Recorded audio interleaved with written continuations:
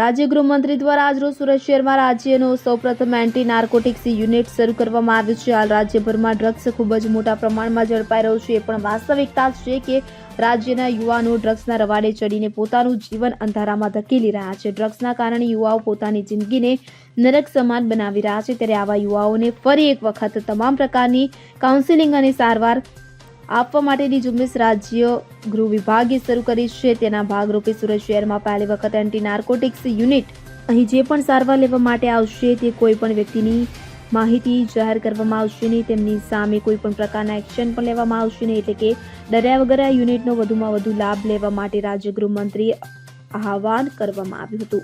Bureau report CN24 news. હવે જુઓ દેશ દુનિયાની તમામ ખબરો તમારી આંગળીના ટેરવે.